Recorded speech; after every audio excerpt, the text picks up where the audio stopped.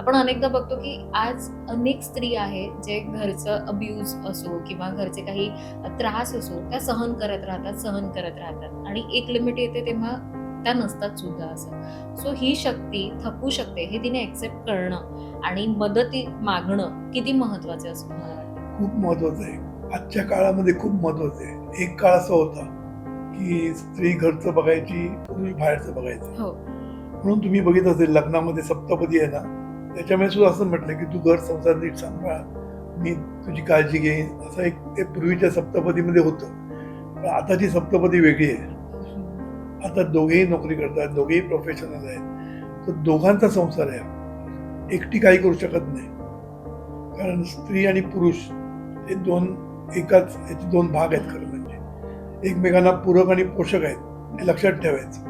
त्यामुळे स्त्री एकटी काहीच करू शकत नाही किंवा पुरुष एकटा काहीच करू शकत नाही. तो अर्धा आहे म्हणतात ना, हो. संपूर्ण नाही होत. दोन्ही मिळून एक युनिट होत असतं, लक्षात ठेवायचं.